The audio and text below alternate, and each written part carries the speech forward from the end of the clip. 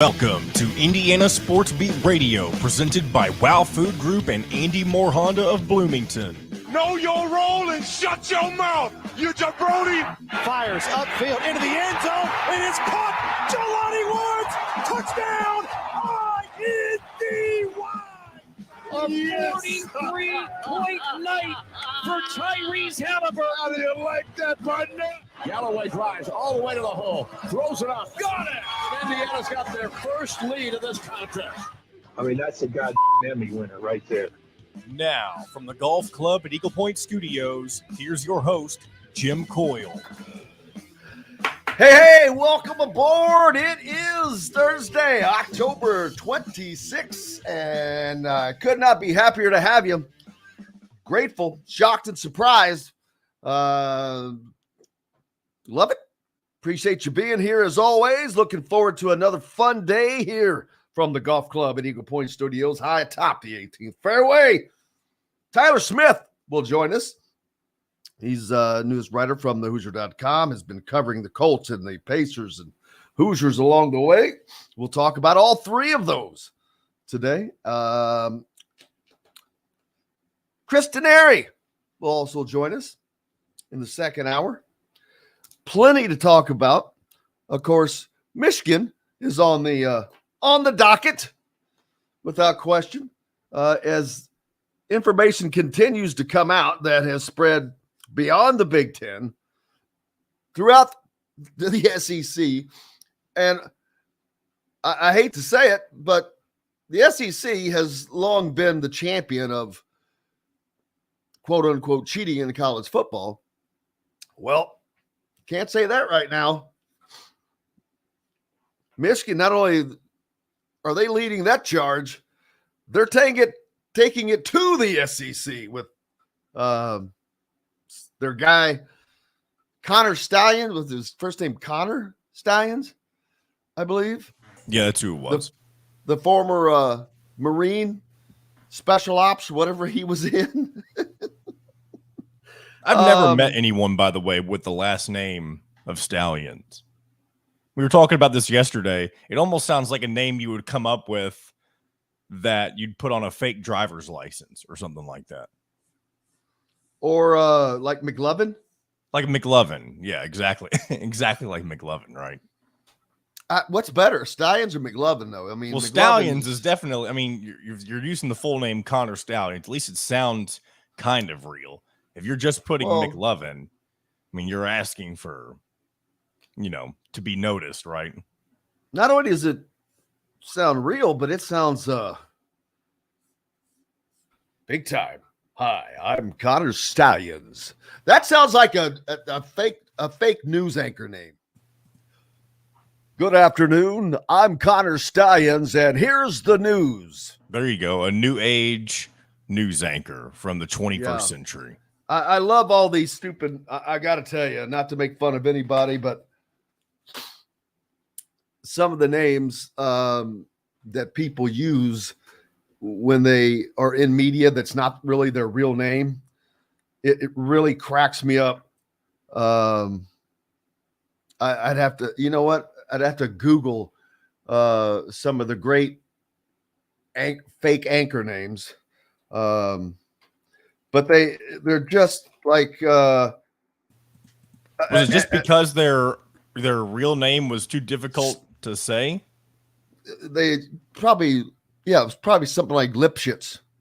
It'd be like if it was Jim Lipschitz, I would probably go with Jim Patrick, which would have been great. My middle name. There you go. Would use my middle name. If my name was James Patrick Lipschitz, trust me, this show would be Indiana Sports Beat Radio, hosted by Jim Patrick, not Jim Lipschitz. I promise you that. And sometimes they just want to make it just better. And it's men and women both, but it cracks me up. But just something to pick on about. Something fun. The Army has invaded the AAC conference. Not really invaded. They were invited and are joining. So there's that. the Army on the move. The AAC or ACC coaches are still weary of further expansion. We'll talk about that. The NCAA committee, Division I committee, delays their vote on sports gambling suspension reinstatement policy. And that leaves someone like Iowa defensive tackle Noah Shannon's immediate future in flux because they've tabled the decision Wednesday to reinstate suspended athletes who engaged in sports wagering. And he is one that I think bet on one game that his school was playing in, not a football game, I think.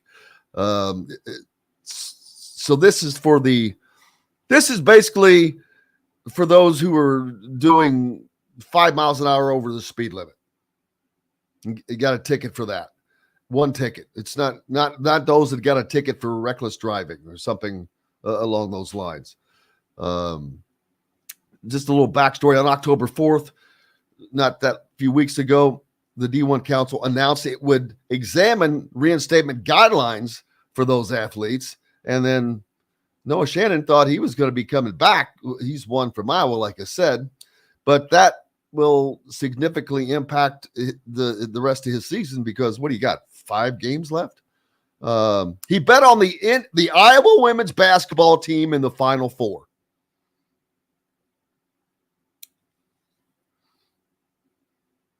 That was what he did. And as an Iowa athlete, you're not allowed to do that. You can't bet on your school. And I can getting caught up in the hype, but if he only bet the one time, number one, that tells me, is he not a bettor? See, that's what would go to me. I would look, well, has he been making bets? If he's been making bets, then he probably knew the rules since he did it one time. He didn't do it before. He probably knew the rules. And if you knew the rules, why'd you do it? Did you just think you weren't going to get caught? But he's a 28-game starter over three seasons. You think that that's not hurting Iowa? Absolutely.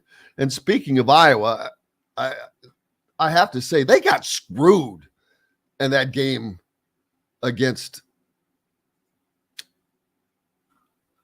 Minnesota last week. Did you see the call, the fair catch call? The punt was coming and he's pointing with one hand and his hand is level, like shoulder level. Like I don't know what he was doing there, but they ruled that was a fair catch motion. He ended up running this ball all the way back for a touchdown, which was a tremendous play. But again, I'm not one to usually take up for Iowa, but they got screwed. Just a terrible call. Awful. And so, yeah, that's just bad. I don't know. I just don't understand how with review you can make that stupid call. Rudy says insider information on on the end of the Iowa thing. Well, they didn't win, so it didn't work, Rudy. But there's not a lot of insider information needed when you're betting on a team that had arguably the best player in women's college basketball. But again, I'm not defending or taking a side on that one. Good morning to Fred. Gritty jumping on. Forrest. Hello, Doug. Dave G. What a start by the Pacers last night. 8 guys in double figures. We'll get to the Pacers when Chris Denari joins us as well. Yeah, they expecting good things from the Pacers this year. Cody jumping on from Fort Wayne. All over the place today. Really loved all the bullet points we talked about for Indiana football, and something needs to happen sooner rather than later. Yeah, we'll touch on that again, man. We appreciate you. But I was at the Tom Allen show last night, as a matter of fact, at Chop Shop, checking that out. And God love him. Tom Allen is, he and not that he maintains that that level of confidence, John. But he has to. If he does not maintain that level of confidence, that will quickly permeate throughout that team. And I've got to tell you, but this is just like last year when they were not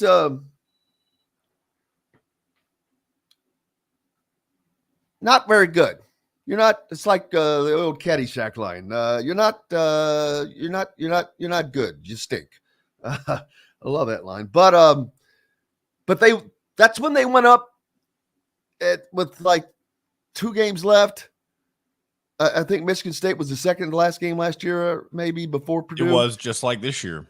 Okay, so they go up to East Lansing. Not that Michigan State was, anything to write home about, but Indiana was just Indiana. And so they go up there and win that game. And I'm like, I'm still shocked over you. You hear me say it all the time. And so to do that at that far into the season, with how the season had gone, I'm still impressed by that win. That's part Tom Allen. I damn sure give him credit for that. Being able to keep a team up through all that mentally. And we're not talking about a basketball team that has 12, 13 guys on it. There's 85 guys on here. A lot of them get used. So, and I know it probably sounds like we've written them off, especially after the ways we've talked about the program this week. But I mean, there are opportunities left for them to do something like that again this year. I think at the beginning of the season, I was a lot more confident that not only would the team be better, but a team like Wisconsin, who they'll play not this week, but next week, I thought that would be a winnable game for Indiana. And I've taken that back, that game specifically. But if there are bright spots against Penn State this week and you can see certain player potential kind of come to fruition on the road this week at Penn State, then maybe Indiana can muster the confidence and beat a team like Wisconsin and try to kickstart the back half of their season. Do I think that's going to happen? Not at this point. They haven't shown me any reason that they can do that. Well, but I didn't think Tom Allen last year is going either. to continue to have that confidence. And if the players see that he still thinks that they can turn things around, I mean, the players aren't going to give up. These guys, this is what they do right now. So whether you work too hard, you've worked too hard for too long to give up. Yes, fans may be ready to move on, and that's what fans do, and that's fine.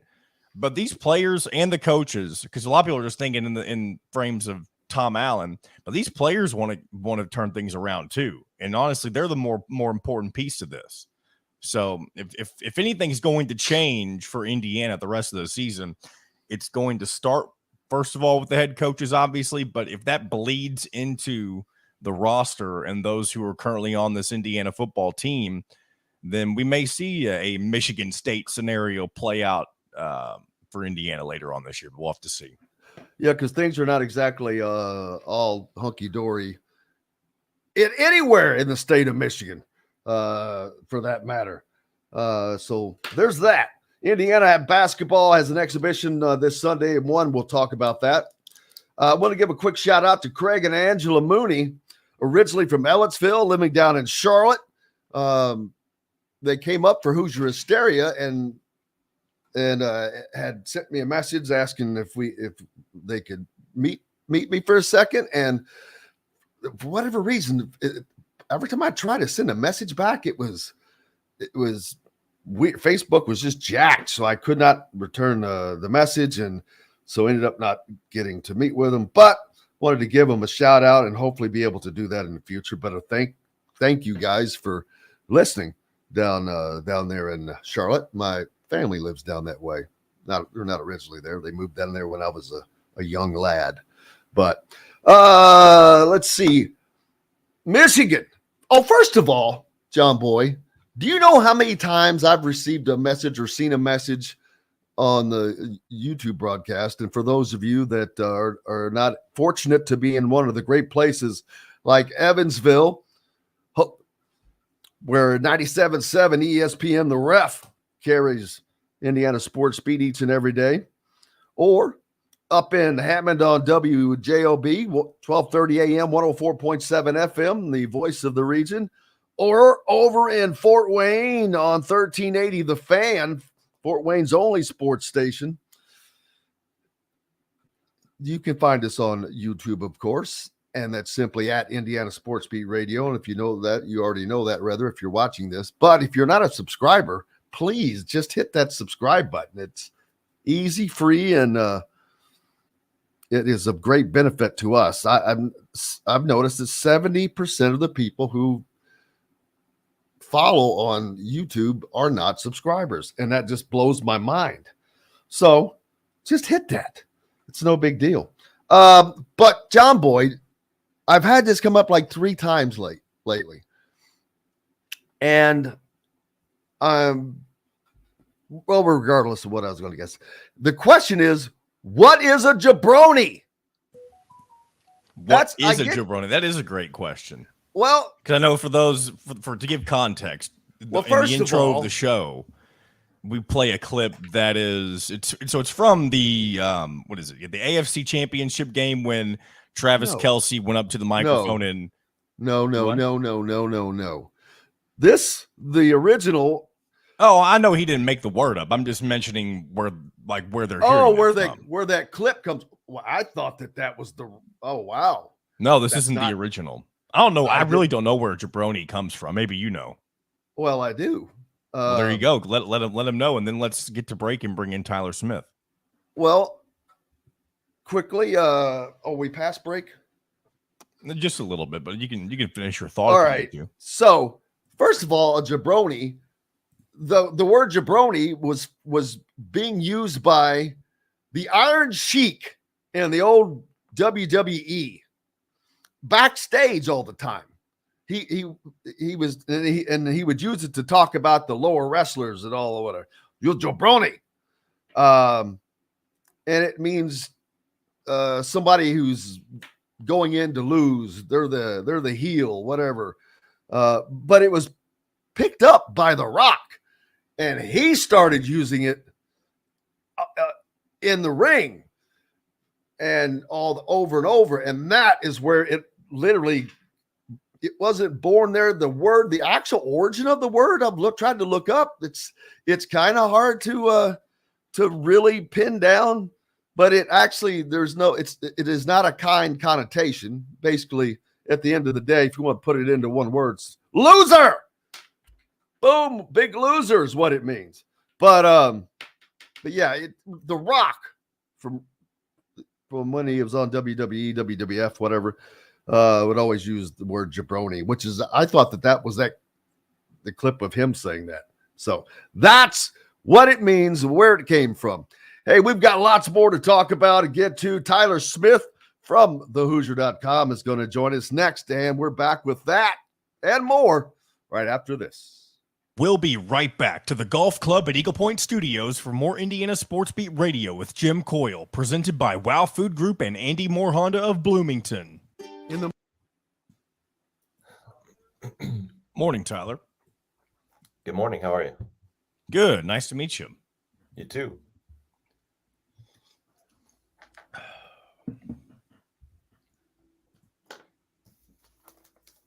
Where do you join us from? Where are you located at? I'm in Crawfordsville. All right.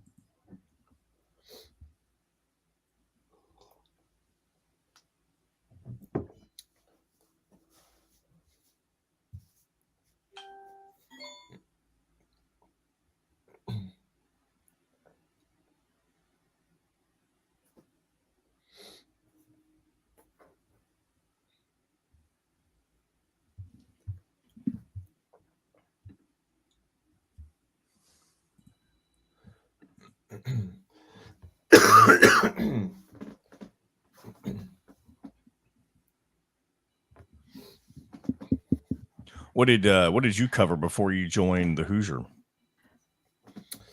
I do Pacers and IU for Indie Sports Legends. Okay, cool. And the Journal Review out of Crawfordsville. So now That's I'll good still do timing too, Pacers considering the for Pacers, them, and then, just What's that? started up last night. I said that's pretty Yep. good considering the Pacers just got their season rolling. Yep. What up? How's it going? Just had to run down and get some jabroni juice.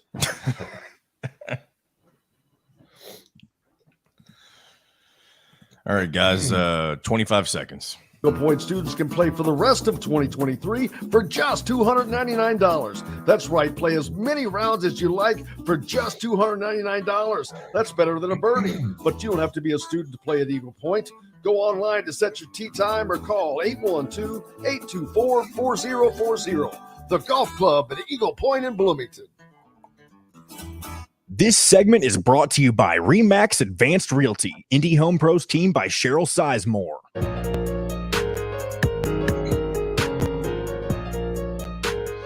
Now back to the Golf Club at Eagle Point Studios for more Indiana Sports Beat Radio with Jim Coyle, presented by Wow Food Group and Andy Moore Honda of Bloomington. Welcome back. It is Thursday, October 26th. You know what that means. John, you're still on here. Are you going? I heard you're going as Barbie. You heard that I'm going as Barbie. Where'd you hear that from? Dude, I've got sources.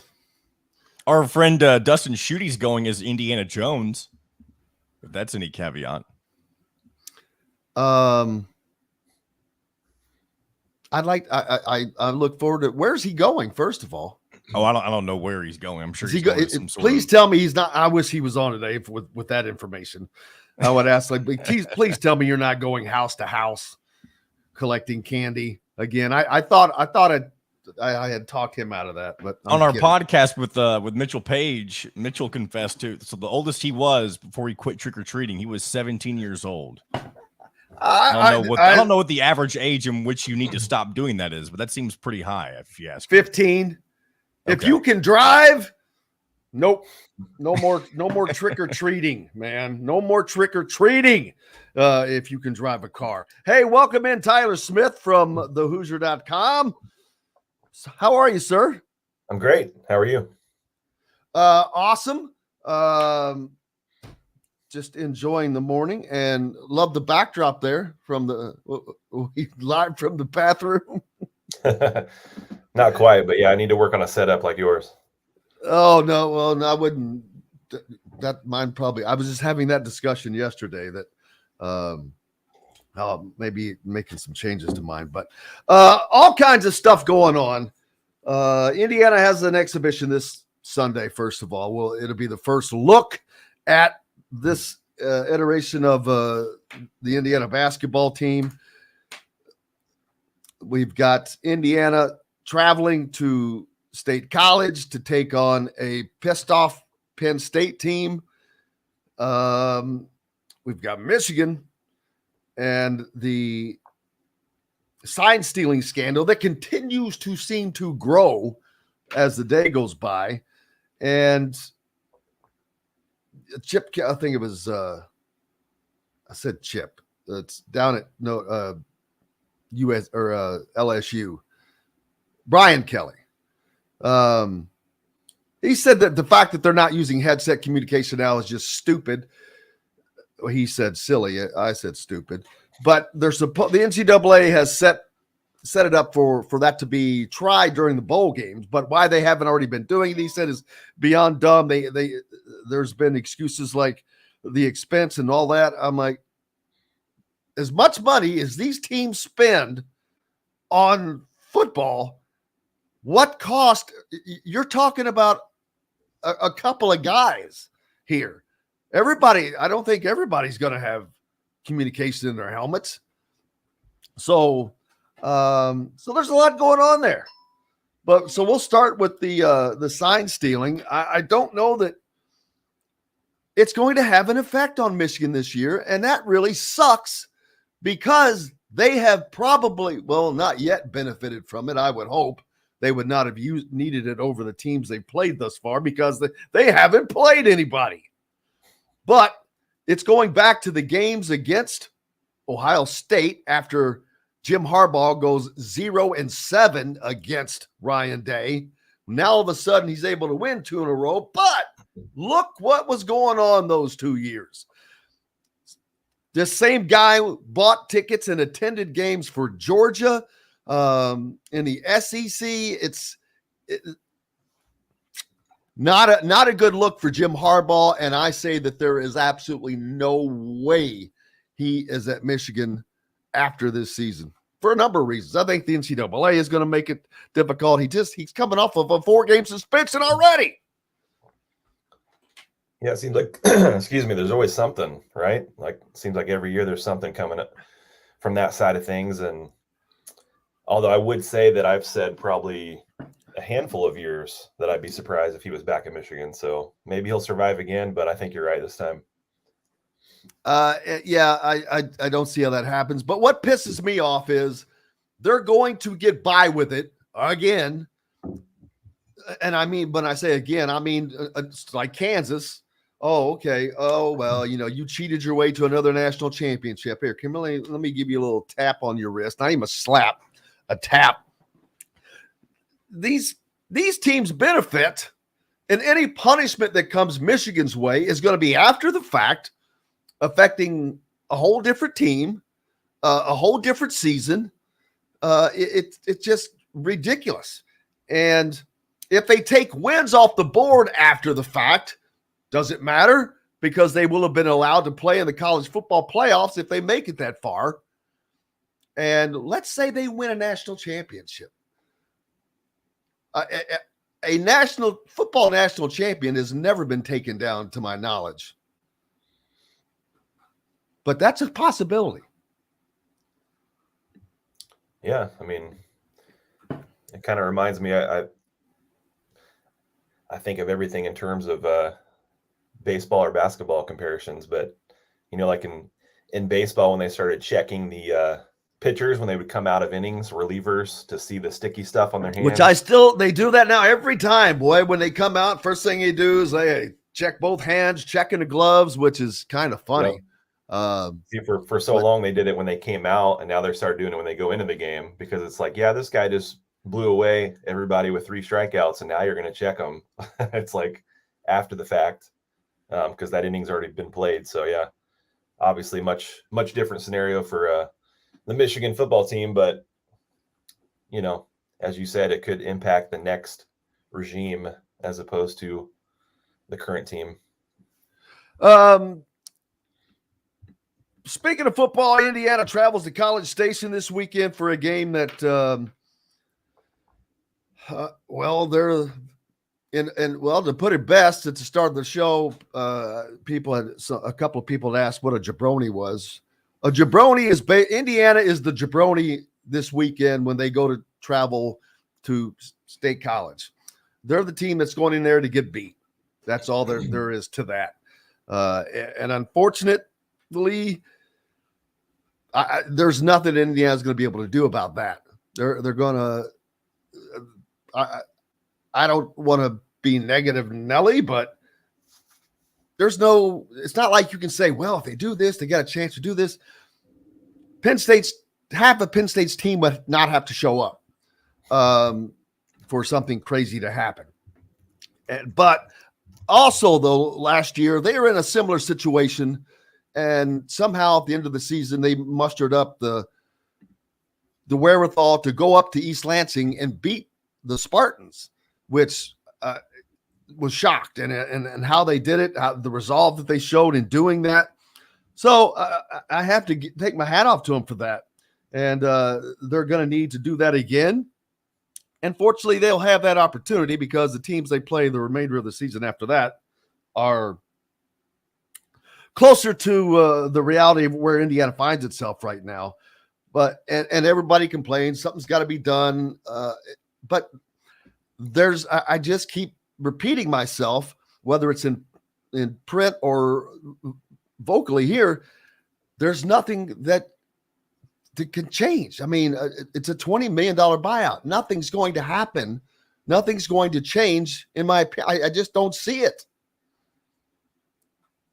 Yeah, it's tough. I just looked up, not sure if you've shared yet, 32-point spread Saturday for Penn State. I mean, that's, even though they're obviously a good team, good program, that's tough in year. Can't remember what year it is even for Allen. But yeah, that's, as you said, there's not a lot that can be done, not only Saturday, but at the end of the year.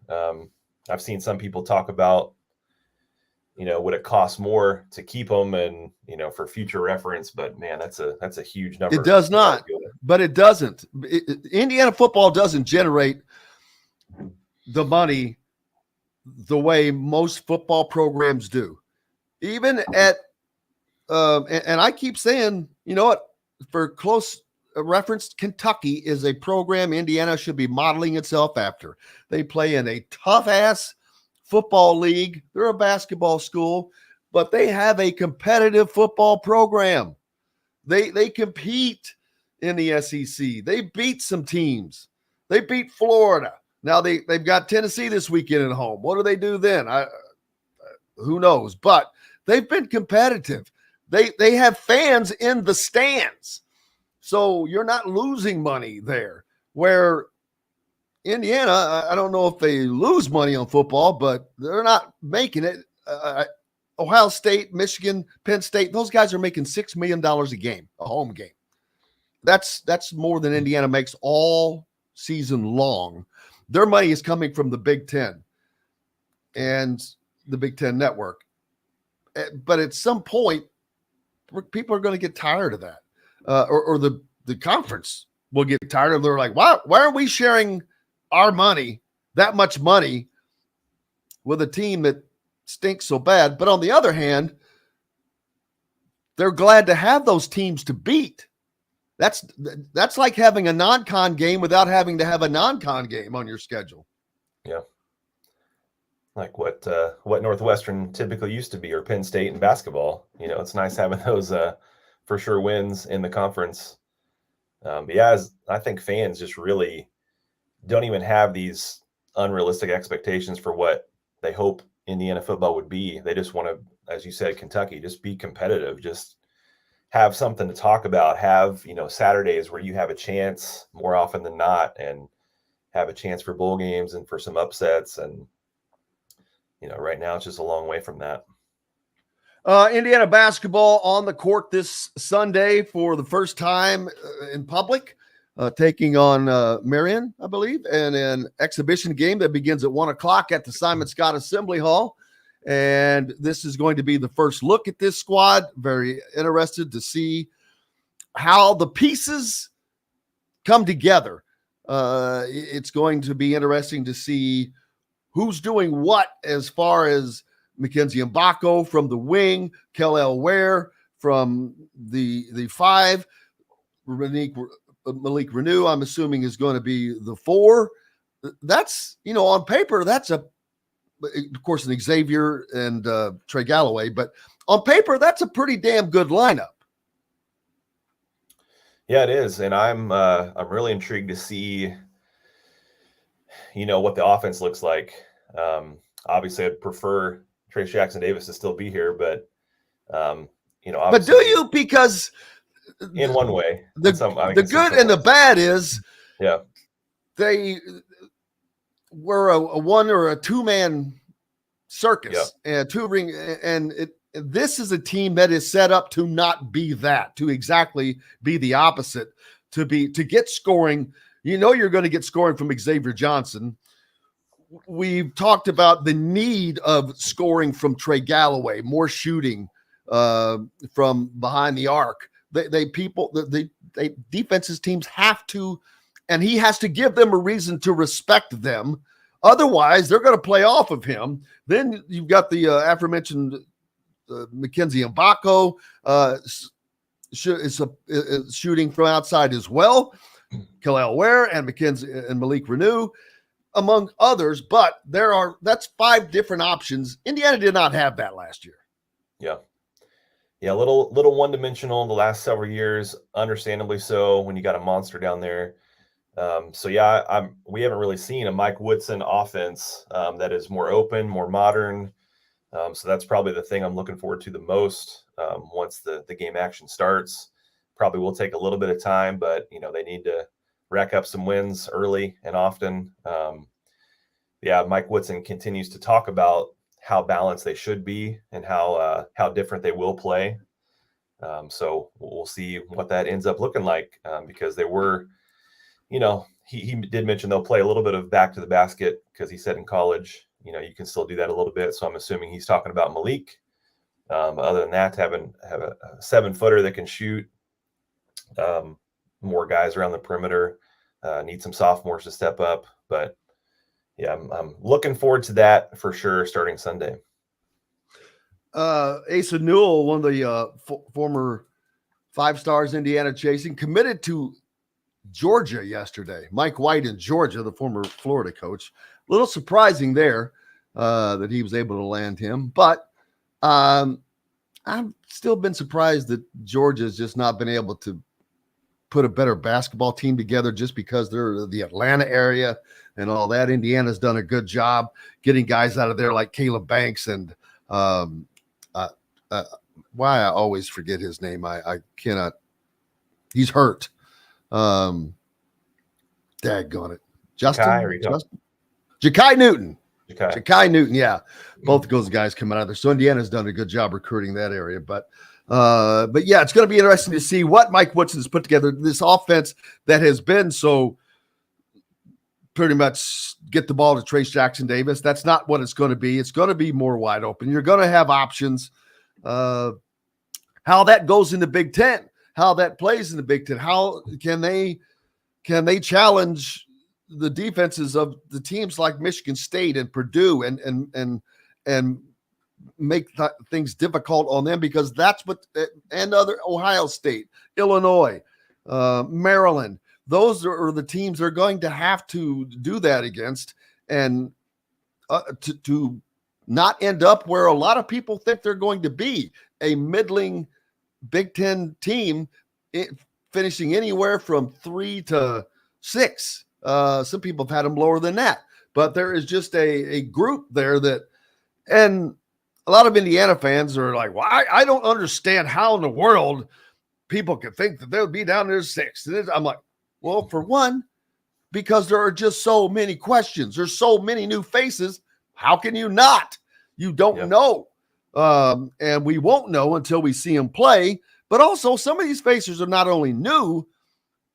Mackenzie Mbako was a freshman in high school last year. Kalel Ware didn't play that much. So you've got guys that are just new and inexperienced. There's a lot of reasons, because you're going up against teams that are not that. They're old and experienced and good. So that's why the expectations for Indiana from a lot of the pundits, so to speak, are not as high as what some of the fans would like to see. Yeah, and they've been doing it longer. If Indiana, obviously they had a pretty solid year last year, but it's not like they had some crazy run or something to make you think, this team is 100% on the rise. It seemed like a pretty good season, kind of put them back on the map in some ways, but then you lose, 2 guys in the lottery in the NBA. So yeah, you bring in some good talent, but that's what the pundits are looking at. They see that, yeah, pretty decent year. They haven't proved it yet. Woodson era has been pretty good, but nothing crazy yet. And then you lose, an absolute legend and then a lottery pick point guard. So yeah, I can totally relate and understand why most of the projections have them in that range. Yeah, and it's also going to be interesting to see which of these other teams that are in this mix are going to be more difficult than we know at the moment. Teams like Ohio State, who did not have a good year last year, but were thought to be a little bit better than that. Maryland just could not win on the road last year. They beat everybody at home. So how have they improved? Illinois, always in the mix with transfers and whatnot. So it's going to be a wait and see deal. But Indiana is going to get challenged early and often once their schedule gets going after they get through a few of these early games, the 2 exhibition games and a few others, because it starts off hot and heavy when you play the defending national champion UConn Huskies, and then the day after that you're going to play either a Louisville team or a Texas team. So they're going to get challenged really quickly, very quickly. Yeah, ideally they work out the kinks pretty early, and they're figuring out the right combinations. There's going to be a lot of tough decisions as far as rotation, or are you playing certain matchup with certain guys? Does it just straight up matter? Who's balling right at the beginning? That should help in practice. A lot of competition, just like kind of like the Pacers situation right now. But they're not going to have a ton of time. The college game, if you're waiting until January, February to get going, you don't have the Tom Izzo luxury of playing well enough and then really taking off every year. You gotta rack up some wins and be competitive and start building your resume early. Absolutely. And speaking of resume, Indiana, Joe Lenardi, I reluctantly bring that up because our guy is Mike DeCourcy with John. What is the term? A bracket forecasting is what he calls it. Bracket forecasting. Our bracket forecaster, Mike DeCourcy, is who we go to, mainly because, number one, to put out that right now, I don't want to use the word stupid, but it makes zero sense because you have no idea who's going to do what, other than, Michigan State's going to be good. Yeah, Purdue's going to be good. Other than that, you don't know jack. None of us do. But Indiana currently listed as one of the last 4 teams not having to play the play-in game. John calls it the bye, or it's called the bye, or whatever. So they refer to it as the last 4 buys, where it's basically the next tier after the last 4 in. It's the last. So 60. So basically, he's saying the 64 teams get a bye. Yeah, which that's I kind of a think silly way is of stupid. putting it, but yes. Yes, it is that's why I like the last 4 in are those last 4 damn teams. At least it's better than because they're in. They called it the second round, which was ridiculous. That jacked it all up. That's stupid. Yeah, that's stupid as well. But currently they're listed down there. You know why? Because he didn't know what they're going to be like. And I get it. We've got to take a break. Indiana Sports Beat Radio coming to you from the Golf Club at Eagle Point Studios. Back with more right after this.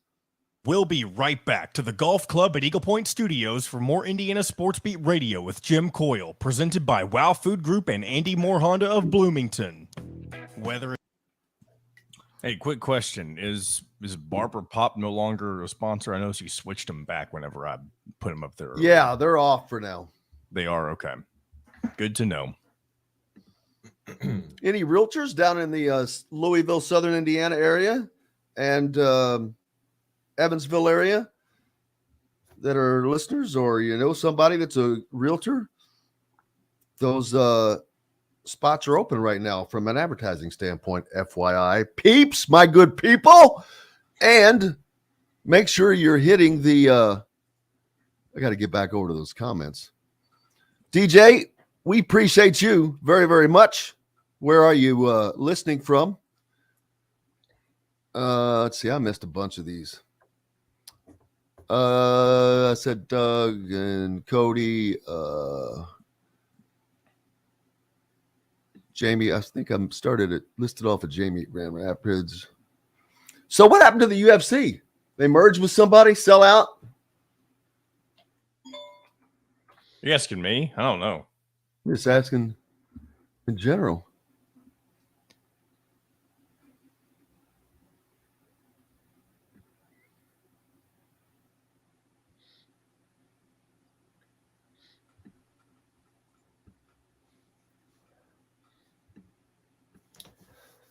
Justin said it's hump day. Is he a day Oh. off or am I a day off? Maybe it's because Bud Well, it's Light Thursday.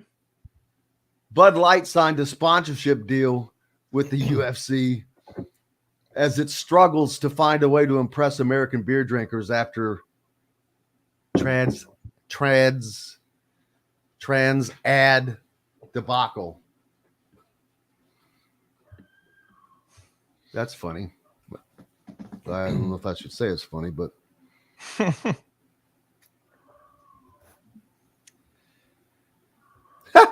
this story starts out 1 minute Bud Light is celebrating a transgender TikToker's 365 days of womanhood. The next, it's promoting men beating each other up to a pulp for money.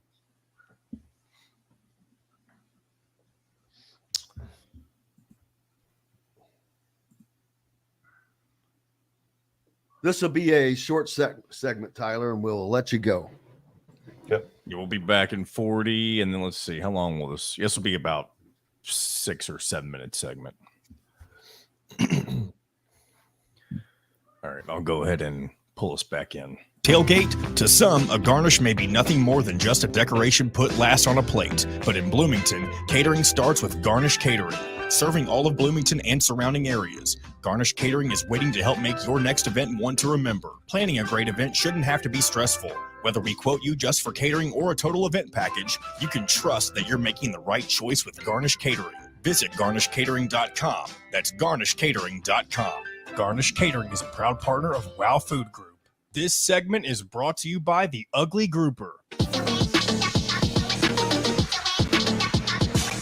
Now back to the Golf Club at Eagle Point Studios for more Indiana Sports Beat Radio with Jim Coyle, presented by WOW Food Group and Andy Moore Honda of Bloomington. Welcome back, Indiana Sports Beat Radio here on this Thursday. It's October 26th. Thanks a lot for being with us. Appreciate you, as always. Hope you're having a great start to your, let's call it the start of the weekend. The Pacers had a good start to the season, 143-120 over the Wizards. That's a butt whipping, man.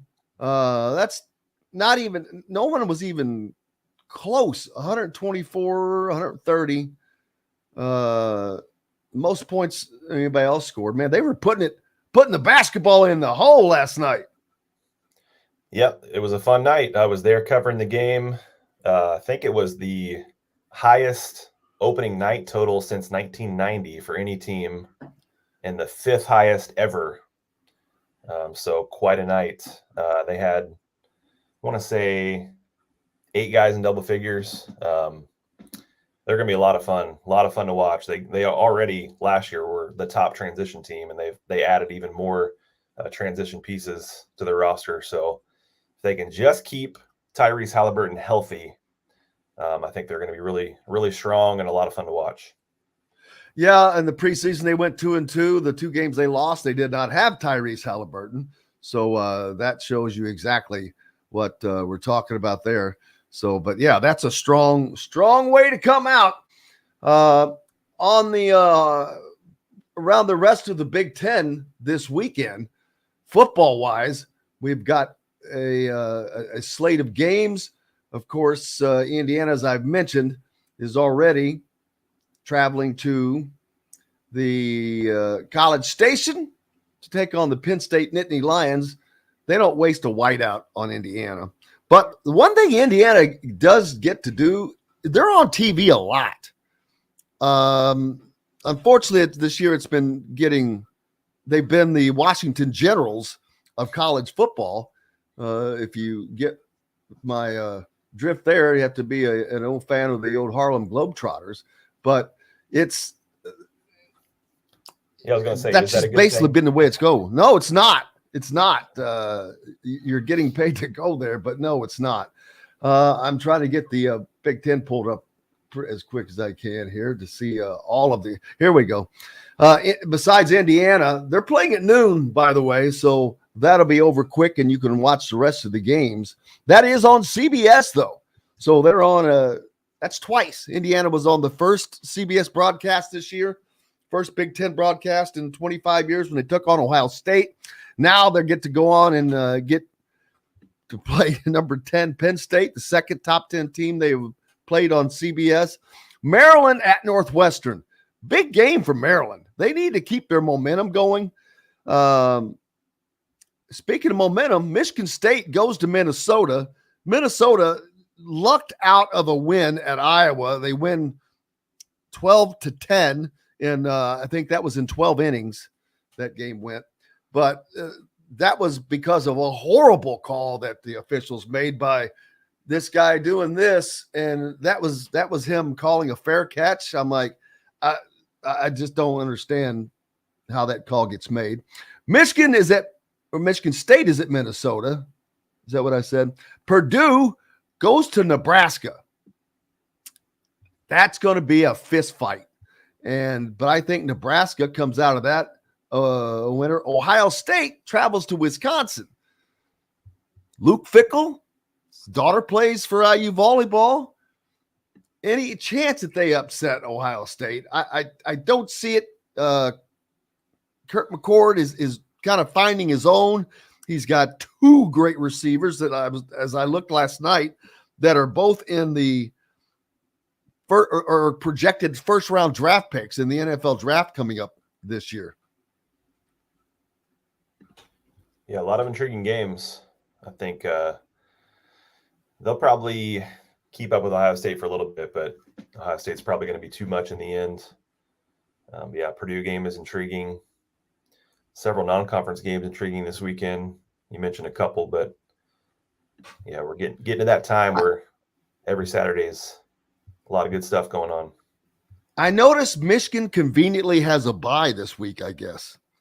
There are only 5 games, and Michigan's not on the schedule that I'm looking at. So perfect timing for them to have a bye. That would be the 4th or 5th week off for Jim Harbaugh himself, since he was suspended those other games. But that's going to continue to chase them. But looking forward to getting to watch some college football this weekend. The Heisman race is driving me nuts now that they're saying it's J.J. McCarthy and Marvin Harrison. It's because those guys play for Ohio State and Michigan. Michael Penix is still my guy. I'm like, what are you all, stupid? Just because they had a bad game? They beat Oregon, a top 10 team. Michigan has beaten no one. So I don't get the just overall love for Michigan. I know they're looking like a machine. Well, partly why they're looking like a machine, we're starting to understand.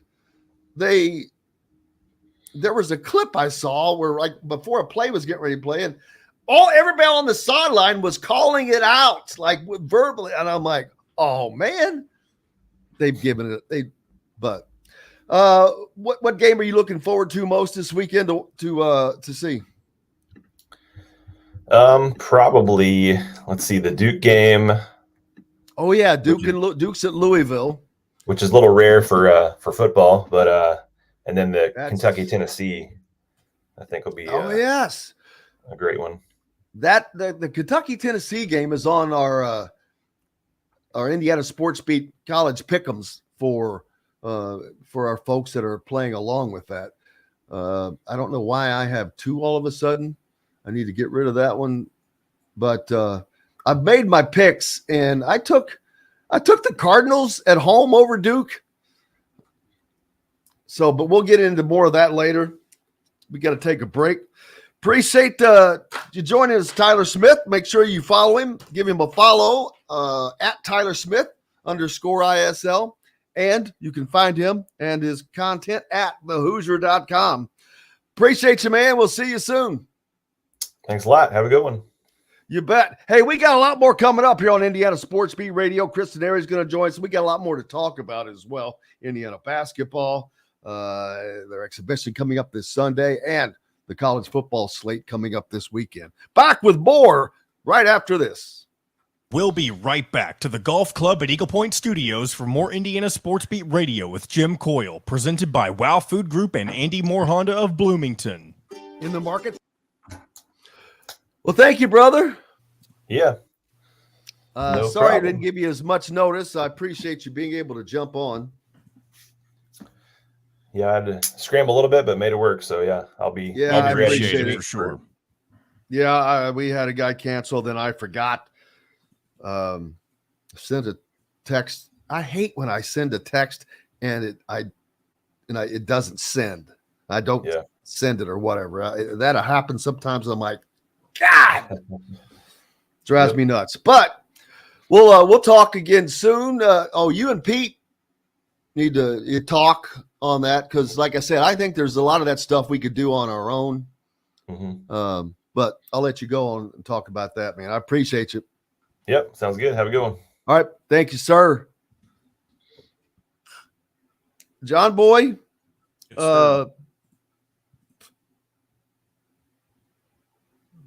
let's just put that one back up. Put which one? Well, I don't like the way that looks with having Andy Morhonda in the middle. Can we use one of the other ones? Oh, let's use I get it now. Let's see. How about let's do Bubba's. Let's do Bubba's here because they're still on. Let's do Bubba's. Yeah. Did you get that one I sent about Eagle Point, by the way? What do you? Oh, there's a logo for him or something else? No. Is it a new ad? Yeah. I'll have to go back and look. I think now that you say that, I think I remember, but I don't think I did anything with it yet. But I'll go back. Yeah, we need to put a logo in there for them. I need to do that.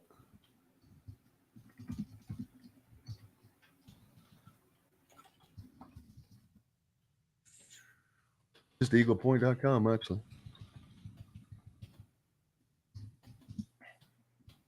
Man, people, you don't know how much it sucks to have guests cancel the last second.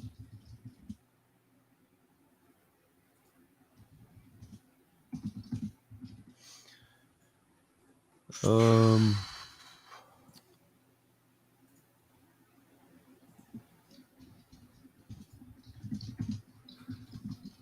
right, let's see.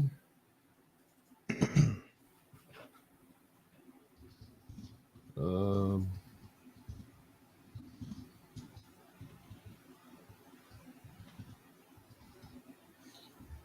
right. I think we're ready to come back. Yep. We have several lots available with scenic views of the golf course. Contact Amy Rhoda with Rebesco Real Estate for additional information. 812-583-0919 or go to mystonecrestliving.com. That's mystonecrestliving.com for more details. This segment is brought to you by Bubba's 33 in Clarksville and Evansville. Pizza, burgers, beer.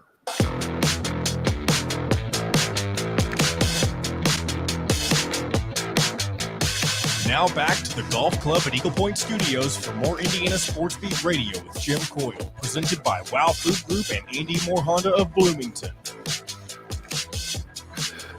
Oh, welcome back on this Thursday. Jim Coyle with you as always. Here high atop the 18th fairway at the Golf Club at Eagle Point Studios.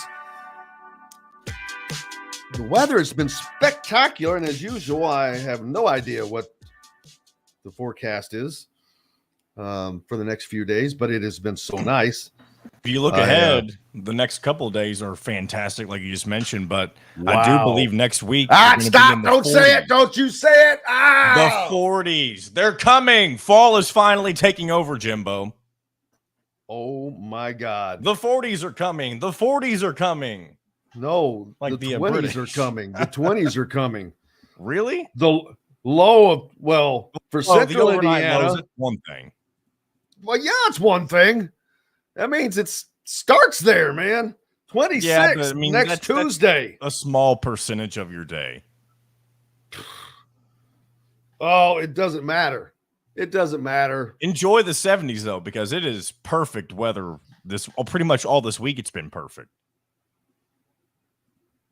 Yeah, see, 77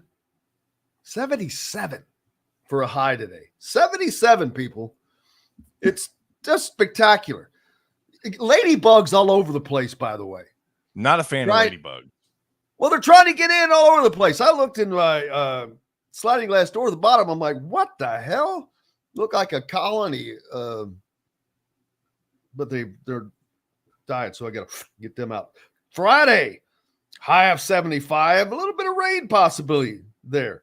But then 62 on Saturday, 60 on Sunday, which that's okay. That's the gradual. But then the bottom drops out, and it's a high of 47 on Monday. There it low is. of 30, 48, then 44 next Wednesday with a low of 26.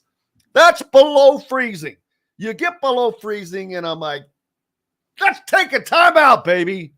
Not a fan of freezing. Just weather. in time for Halloween, the crisp, low temperatures. Oh, what day is Halloween? I think it's Tuesday. Huh. Indiana's going to honor Bill. Go ahead. I was going to say, maybe we can have Dustin Schutte come on Tuesday to be with his Indiana Jones costume. Oh, that would be spectacular. Or he can wear it Thursday. Even though it's November 2nd at that point. Doesn't matter. Dude, Dustin Schutte in an Indiana Jones costume, you can run that on Christmas for all I care. I mean, no, I shouldn't say Christmas. No, that day already belongs to someone. Santa Claus.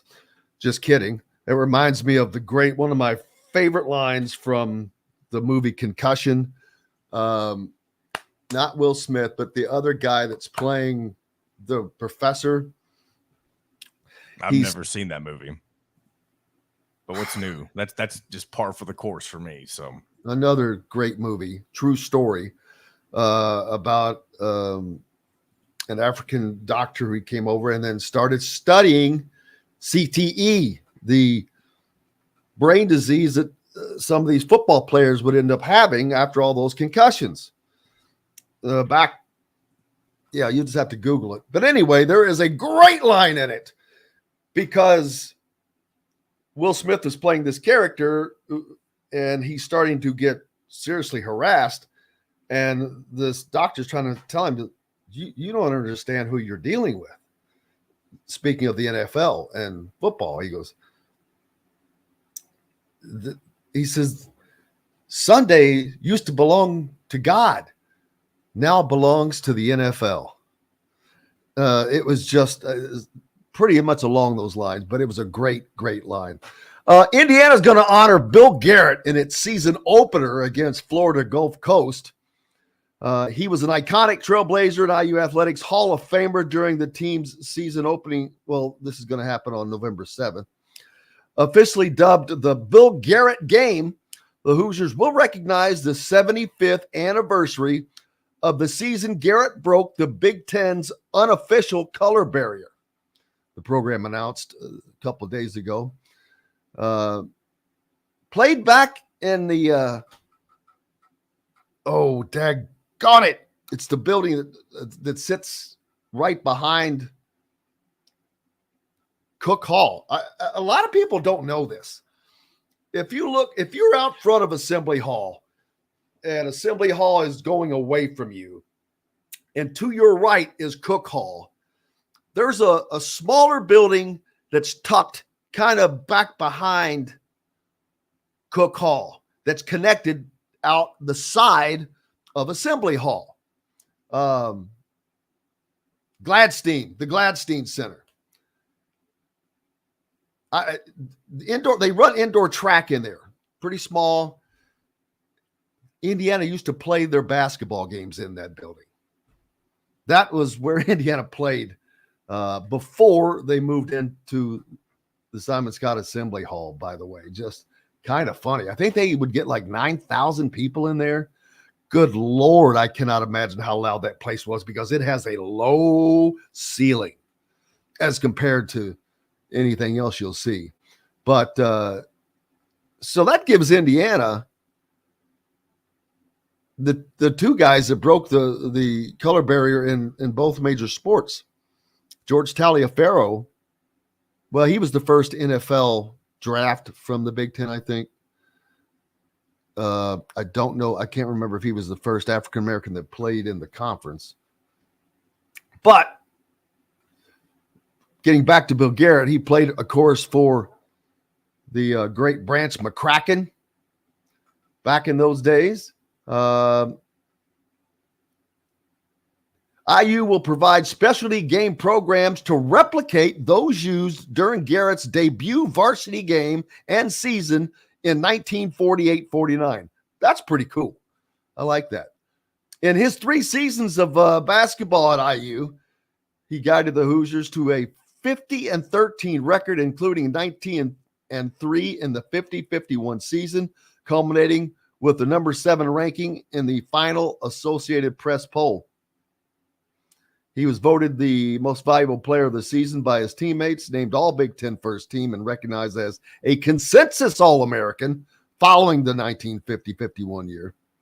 The NCAA coaches who elected him as a write-in for the college All-Star team after his name was left off of the ballot. How about that? The NCAA coaches, this is in 1950, people. The NCAA coaches also elected him as a write-in for the college all-star team after his name was left off the ballot. I think that's special of those coaches, because going to go out on a limb here and guess that every single one of them were white. So, wow, that made, man, I almost had goosebumps on that one. I love great stories like that. At the time of his graduation, Garrett held the Indiana men's basketball scoring record at 792 points. That is, of course, been eclipsed by now. But he graduated in June of 51 with a Bachelor of Science degree. He was the 1947 Mr. Basketball from Shelbyville and led them to their first high school state championship. Man, he did a lot. Did a lot. If you don't know your history, it's a shame. Appreciate everybody jumping on the Andy Moore Honda hotline. How's everybody doing? Pete? Yep, the Pacers win by 23. That's a lot. Wrinkles the Clown. Tannis, I don't know who Wrinkles the Clown is. Tannis is actually he's talking about yours. Yeah, he's talking about the Out of Touch podcast. So yeah, we released this week's episode yesterday, and one of our topics was this clown who apparently he's from Florida. It's like this weird business where parents can call up Wrinkles the Clown to basically come and scare your kid straight. He can appear in your. It's very creepy and weird, but it's a real thing. All you got to do is Google Wrinkles the Clown. I'm not going to get into it right now. If you want the full story, scare listen him to the straight podcast. From what? From like if you just have very bad misbehaving kids. Oh, okay. If you're interested, check out the podcast. We have a couple laughs about it. It's pretty. I can only imagine. I would love to see how that goes. Fred pointing out the Boston Celtics 7'7" center Porzingis 5 for 9 from deep last night. How about these guys? These big guys. It is becoming so much a part of the game at that level, and that is going to continue to be.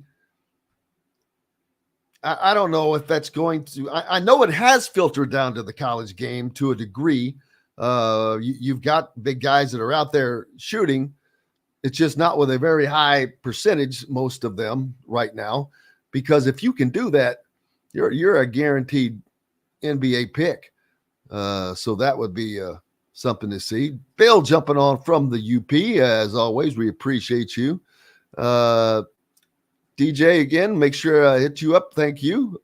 Appreciate you, sir. Tony V on from Whitehall, Michigan. Bozon.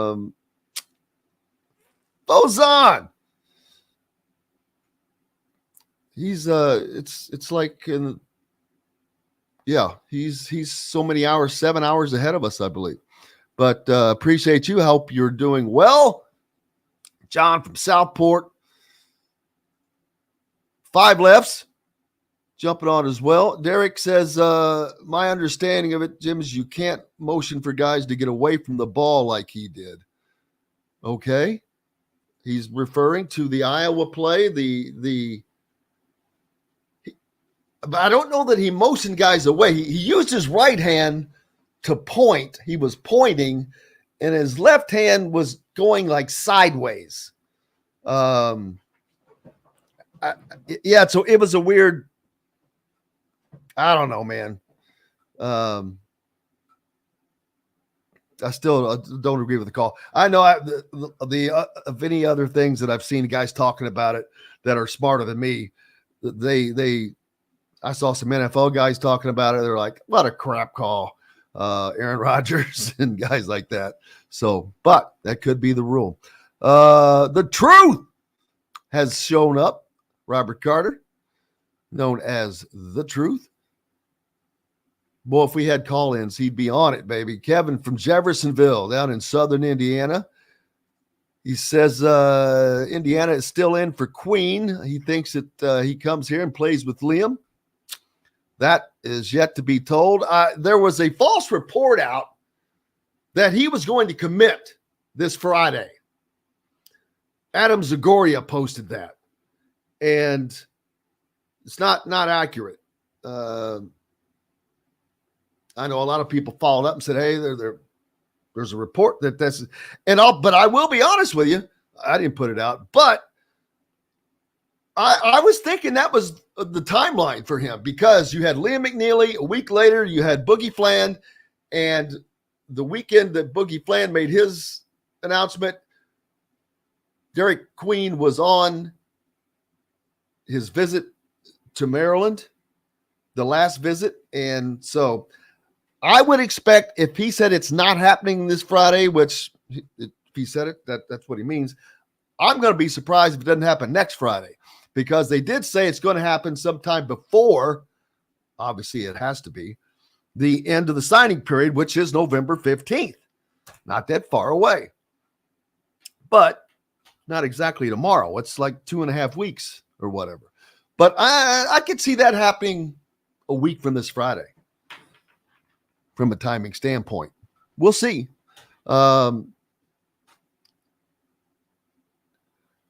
Gritty says that what are Queen's options? Well, his options are whatever they want him to be, not being a smart aleck. But his schools that he has officially cut it down to are Houston, Maryland, and Indiana. Personally, I believe it is Maryland and Indiana. He's been thought to be an Indiana lean, or a Maryland lean, my bad, excuse me. But you also have to remember, and we've had a couple guys on that said that Maryland will probably throw the bulk of their NIL at him to try to land him, which if they can throw the bulk of their NIL at one player, that means haven't been as good as they probably could have been at landing others, number one. But number two, Indiana has a little extra in the kitty since they did not land Boogie Fland. Now, I don't know exactly how that works from the standpoint of all of that stuff has already been presented.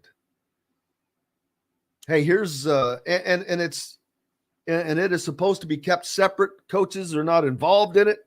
They're allowed, I guess, meet with the school's official NIL partners. Of course, for Indiana, that's Hoosiers for Good, Hoosiers Connect, Hoosiers. But they have a little bit of extra. Do they throw that in and you you call them and say, by the way, we just found an extra $100,000, $50,000, whatever it is. But by doing that, and that puts them higher than this guy, that goes back to people talking about, the jealousy and whatnot. But who knows? Hey, we got to take a break. Up next, the smooth talking sound of Chris Denari from the Indiana Pacers, brought to you by Bubba's 33 in Clarksville, down right off of I-65 on Veterans Parkway. Pizza, burgers, beer. Back with more right after this. We'll be right back to the Golf Club at Eagle Point Studios for more Indiana Sports Beat Radio with Jim Coyle, presented by Wow Food Group and Andy Moore Honda of Bloomington.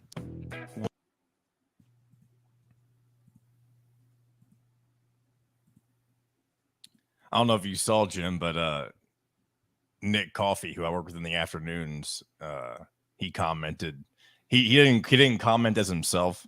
His YouTube channel is called Vibe Check Media, and he said big fan of the company man, John Alden. That's my nickname on his show, is the company man. I did not see that because Vibe what? Vibe Check Media. That's his YouTube page.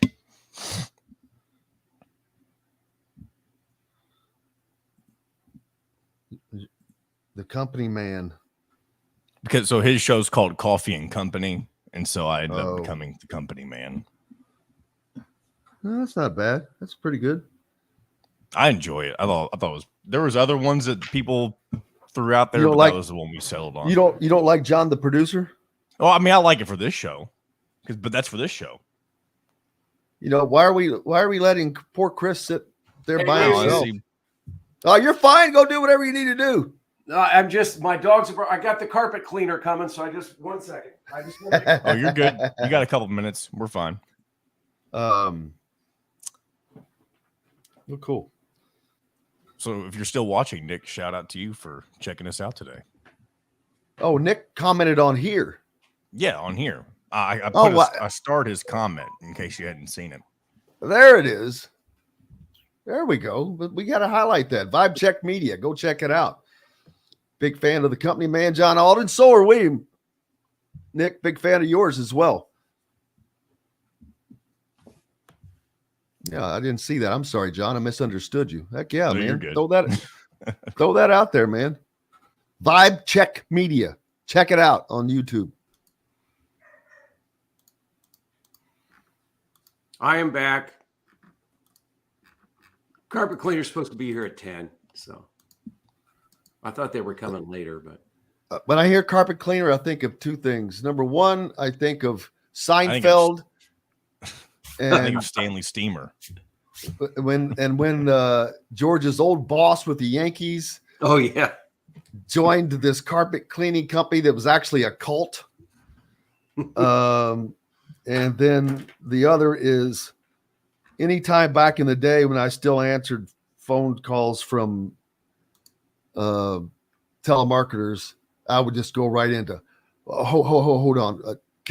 First of all, can you help me? Can you help me? How do you get blood out of a carpet? I've got just a massive amount of blood in a carpet here that I've got to get rid of. And I need to roll something up in it. All right, here we go. Oh, I would just House, Chop Shop, Market and Table, a part of the Wild Food Group, is your butcher, baker, and fish house, no matter where you live. This segment is brought to you by Reynolds Family Dentistry in Sellersburg. Now back to the Golf Club at Eagle Point Studios for more Indiana Sports Beat Radio with Jim Coyle, presented by Wow Food Group and Andy Moore Honda of Bloomington. Welcome back, Indiana Sports Beat Radio, coming to you from high atop the Golf Club at the Eagle Point Studios on this Thursday, October 26th. Joined now by the voice of the Pacers, Chris Denari. How are you, sir? Hey, I'm doing great. Had a great night last night, opening night. Good solid win, 143 points. Yeah. Were you in double figures last night? I'll tell you what, it was up and down the floor. It was a fast-paced game. Kudos to the Pacers. I mean, Washington's not supposed to be very good. They've got some really good players. I mean, I think you see that in the NBA.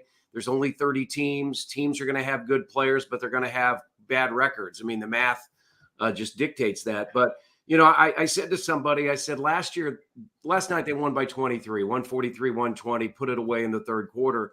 I said, last year's team, who I really liked, might have won that game by 9 points. because they just would never step on anybody. Last year, Really? the Pacers had one 20-point win the whole year. And so to come right out of the gate with a 23-point win, I think is good for this group. Saw a lot of good things. The newcomers played well. Obi Toppin, Bruce Brown made a career-high 6 threes. Halliburton had a double-double. Nembhard, his backup, had a double-double at the point. It was an exciting night. I think they play an exciting brand of basketball. I think people are going to be entertained all year long. Yeah, we've talked about that before the season started. The new pieces, Obi Toppin, stood out at the top of that. They're kind of like ironic. It's been very ironic this year. The Colts and Indiana football have been kind of paralleled each other in some ways, and the Pacers and the Indiana Hoosier basketball program parallel a little bit with big pieces coming back, but important new pieces being added to the program, and none bigger than Obi Toppin and what he was going to bring. And to see them come out of the gate like that and just start punching people in the mouth. It's one game, I get it, but if they can back that up, man, it's like they're going to set expectations a little high for us already, Chris. Well, I think that's the one thing is, this group has a little bit more expectations than we've had in the past 2 years. And I think that's important. These guys want to win. And they were playing a team last night in Washington that has no expectations. And sometimes those are the scariest games, right? Because you've got a team coming in that nobody thinks highly of, nobody believes in. So they just play.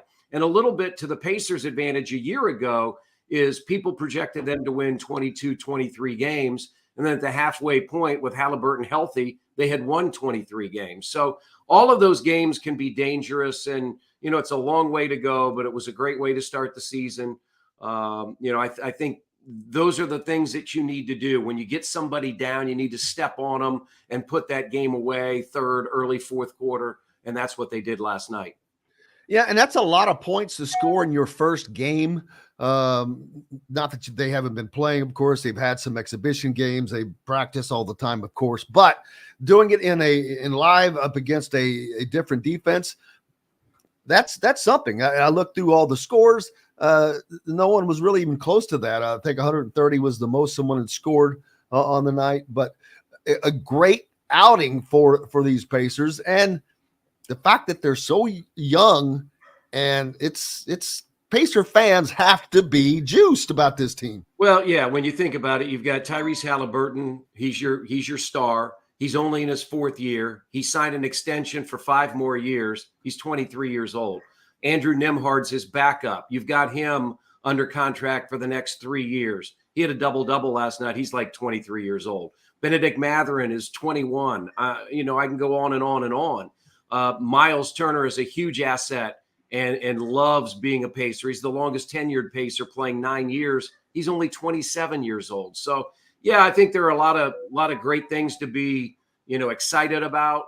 And I just think it was a good first step. I mean, you need to do that on opening night. A year ago against the same team, now, albeit they had Bradley Beal and Kristaps Porzingis, so this is a different Washington team, but the Pacers lost on opening night. And it was a real downer as you went in, to the first weekend of the regular season. They'll have a tough one on Saturday. They've got Cleveland, who, was a top 5 team in the Eastern Conference last year and is projected to be top 4 this year. So, and then the Bulls on Monday. You just got to take the games as they come. But again, I think a really good first step for the Pacers last night. As you said, they scored 143 points. That's the most ever in opening night, matching the 143 they scored last year in Philadelphia in a loss. One of the things we'll be watching all year long is the defense. Now, when you score 143 points, it's not like you're going to hold somebody to 100. I mean, the way the tempo was played. Yeah, that means you're getting up and down the floor. Yeah. So, I mean, you can say, hey, they gave up 120. But, yeah, in a game like that, you're going to give up points. So, I think it's all about relativity. Exactly. And I think as the season moves on and as you get to 10, 15, 20 games, then it's a lot easier to look at numbers. And then those numbers help dictate how the season will go. So, yeah, very high on what happened last night, but also know that there are a lot of games yet to be played. Yeah, and as you look down through, first of all, was it Bruce Brown? Yeah, a career high 6 3-pointers. You got a guy that can do that. That's and it's not Tyrese Halliburton. That's big, huge, and but that shows what the Pacers did in the offseason. They signed him to a 2-year free agent deal, bring in some pieces that I'm not saying this team is built to win the championship, but I don't know. I mean, I don't know where they can go. They're young. That usually doesn't happen to a team quite this young until it does. We look at, you want a better example, look at the Arizona Diamondbacks right now. Right. They were, 78 and 86 or whatever the hell they were during the regular season, barely 12 games or something over 500, and they're headed to the World Series. So professional sports, these guys are all great. You've got Benedict Mathurin that they've added through the draft, who is growing. Buddy Hield, who was the talk of a lot of trade talks in the offseason, but 14 points off the bench. So you're getting contributions from across the board. That just has to make all Pacer fans feel really good about what's coming up. Yeah, and I think the one thing I said last night, it is your two guys that I think are key. I mean, Bruce Brown's going to be really good in Toppin, is keeping Halliburton and Turner on the floor, because we know last year when the team was 35 and 47, they were 12 under 500, but they were 26 and 22 with Turner and Halliburton together. And I think that's critical that those two guys stay healthy. They are two key components. I mean, Tyrese runs the show, and Miles is such a good defensive presence and can score inside as well. So I think that's going to be essential. I mean, a lot of times you don't have control over injuries, those types of things. But if this team can stay healthy and they can keep those players in the lineup for the majority of the games, then I think, this team, has its sights set on being a playoff team. I mean, all of these players are hungry to be in the postseason. Tyrese Halliburton, Buddy Hield, they've never played in the playoffs. And so Obi Toppin and Bruce Brown come from New York and Denver. Bruce won a title. You have Rick Carlisle, who's won a title as a coach. There's some osmosis there that can help all these guys grow together and be that group that they want to be. Are they at the level of Boston or Milwaukee or Denver? No, not right now. But I think you've got a lot of young guys that can continue to grow and sort of set the table for this year, leading into future years. That's what I saw happen, back in 2010, 11, 12, 13, 14, is the Pacers set the table for a couple of years and then made those great Eastern Conference Finals runs. They were in the Final Four. I mean, they got knocked out by LeBron, Dwayne Wade, and Chris Bosh and the Miami Heat 2 years in a row, but they were playing with an opportunity to get to the NBA Finals. And I think that's what this group is trying to get to. And this is, I think, an important year for them. Stay healthy. I think this team can be pretty good. Absolutely, they can. And something that stands out also to me, they were up only 73-68 at the half. So this was a tight game, but they were consistent. They score about the same amount of points in the second half, but they scored 16 of the first 20 points of the third quarter. That coming out of the locker room like that, with that kind of a charge and getting that kind of space, which even in NBA games, we know that doesn't mean a lot, but they built that margin and they were able to hold on to it defensively. Yeah, and I think one of the key factors, Jim, last night, with that 5-point lead at halftime, you expanded it early in the third quarter, really led by Tyrese Halliburton. He sort of took over the game. I think there are a lot of times that Tyrese in the first half looks to get all of his teammates involved, and he is such a willing passer. And in the first half, he only had 5 points and 5 assists. But in the second half, when that third quarter started, he took over, and he scored 15 of his 20 in that quarter when the Pacers took command and, went on to win the game. So, it's a long season, but I just think it's just such a great way to start. You're going to stub your toe here and there. It's not going to be perfect. but I think this team has the capability of being a better team than they were last year, no question. And, can they put themselves in position, not just to be in the play-in, but to be a playoff team? I mean, that's what all of these guys want. And so the steps that this group has taken over the last 2 years, they've sort of jumped some steps, right? I don't think anybody thought that they'd be in a position where they are now talking about potentially being a playoff team. But I think that's a real story that will follow all year long. Don't want to put, too much pressure on and have all these elite expectations. But honestly, I think these players want expectations. They want to be recognized. They want to be the best that they can be. So they're willing to deal with that. Absolutely. And this is a team that the expectations in the league are probably not that high, or I shouldn't say expectations, but they're probably not viewed at first as one of those teams that's going to be able to make that kind of a run. But I think they're going to be one of those teams that quickly is noticed like, oh man, damn it, we got to look out for the Pacers. This is not this is going to be a battle. And I think the Pacers have a unit, a roster that can do that night in and night out. Of course, with everything, health is the key to that. Yeah, and I think the second unit will be key. I mean, think about it. Andrew Nembhard a year ago was a starter for 60-some games and really learned a lot in his rookie season. Now, all of a sudden, instead of playing against ones or starters, he's playing against twos. And that's a real advantage. You've got guys who have started a ton of games. I mean, Buddy Hield started 75 games last year. Nembhard started 60-plus games last year. Neesmith started 60-plus games last year. Those three guys are now coming off the bench. So when you can go to your second unit and their level of play is much higher than the reserves on the other team, that's only going to help your team. It makes it a lot easier on your starters and, takes a lot of pressure off that starting five as well. Well, we've got the refrigerator repairmen are all in the Pacers corner, so that's got to be a good sign for you. I like that. I mean, that's what, you just want buzz, right? You want people. Well, you know what? Exactly. You got a guy coming, a hardworking guy coming to someone's house to do some work, but yet he was up watching these Pacers and feels good about them. That is great for the Pacer base. Absolutely. I mean, you want people talking about your product.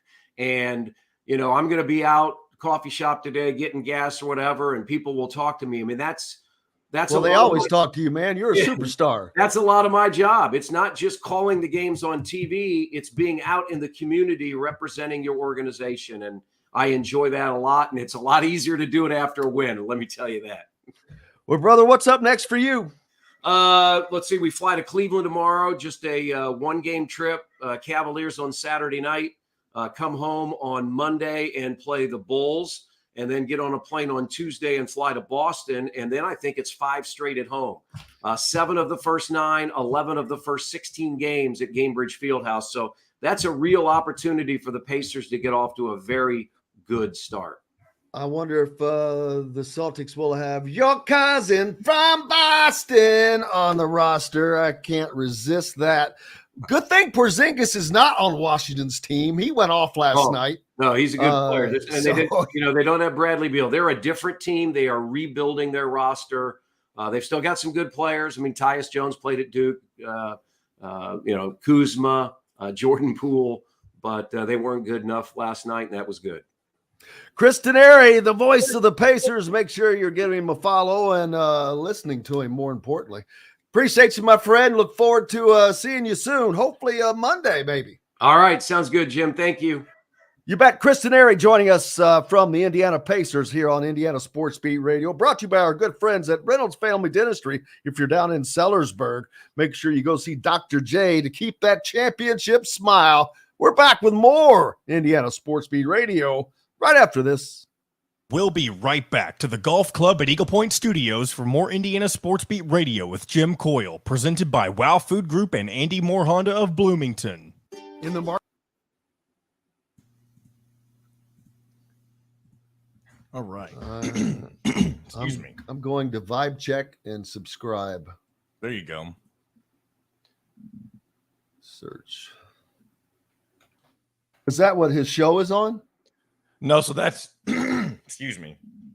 No, he doesn't live stream his show on YouTube. So what he does with that channel, and he just started the channel, but he has a bunch of built up stuff he's going to put on it. But during what he likes to do sometimes before games, he kind of trolls people. He'll go out, do like a man on the street kind of thing. Oh God, don't troll me, please. Oh, I see one. Hawaii native loves. You know what? Great stuff. I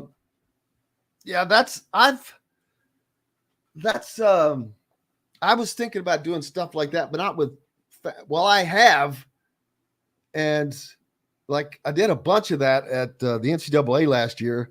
It just never got posted, and I was like, I'll do it another time. But it's some great stuff. I'm about to go in there and listen to some of these when watch the we're done. The Louder Than Life one's my favorite one. I helped him record most of these, by the way. Not all of them, but a decent amount of them.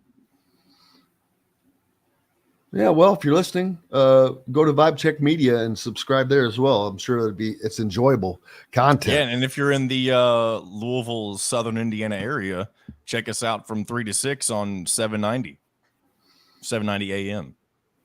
Absolutely. I don't mind giving. I don't know. You remember the commenter Jim Harbaugh? I haven't seen him on here in a while, but he sent a message to Nick's text line mentioning that he knew me from this show.